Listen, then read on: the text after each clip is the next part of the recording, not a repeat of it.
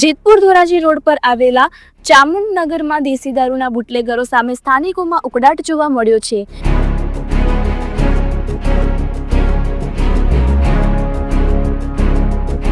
ઘણા સમયથી વિસ્તારમાં ખુલ્લેઆમ દેશી દારૂ વેચાતો હોવાના આક્ષેપ વચ્ચે આજે સ્થાનિક મહિલાઓએ જાતે જ કમર કસી અને બુટલેગરના ઘેર તેમજ રોડ પર ચાલતા દારૂના અડ્ડા પર જનતા રેડ કરી।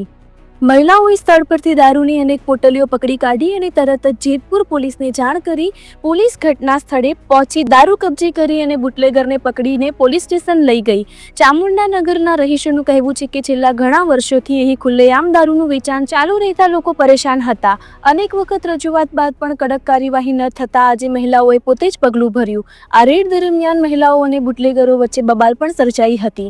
શિલ્પાબેન રાજપરા અને અન્ય રહીશોનું કહેવું છે કે હવે પોલીસે કડક કાર્યવાહી કરે તેવી તેમની અપેક્ષા છે। તમારું આખું નામ? શિલ્પાબેન ગેલાભાઈ રાજપરા। આ એરિયો કયો છે અને શું સમસ્યા છે? ધોરાજી રોડ ચામુંડાનગર। અમારો એરિયો પછાત વરણ છે, અહીંયા દારૂ વેચાય છે અને સરકાર નોટબંધી રાતોરાત કરે તો આ દારૂબંધી કેમ નથી થતી? આ દારૂબંધી વિશે કોઈને તમે જાણ કરેલી છે? અમે કરેલી છે, ઘણીવાર પોલીસ ચોકીએ ગયા છે પણ કાઈ રજૂઆત આવતી નથી। કોઈ અહીંયા કાઈ કરતા નથી। હપ્તા લઈને વ્યા જાય છે પણ બીજું કરતા નથી। સીધા કાઢી દીધી જો અને પાછા તો પોલીસ વાળા એમ કહે કે તમારા ધંધા પાણી હાલે છે કે હાલતા હારા દારૂ જ જાવ છું। તમારું નામ? નીતાબેન વિપુલભાઈ રાજપરા। આ એરિયો કયો છે અને શું સમસ્યા? ચામુંડાનગર ધોરાજી રોડ। આ સમસ્યા શું છે તમારે?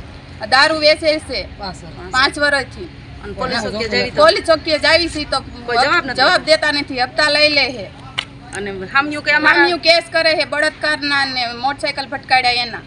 તમારી ઉપર કોઈ વાર બનાવ બન્યો જાવ? હમણાં ઘરવાળાનો કેસ કર્યો, હમણાં જ કર્યો મારા ઘરવાળાનો કેસ, મારા હાહરાનો કેસ કર્યો અને હામું અમાર જણને પૂર રાખે।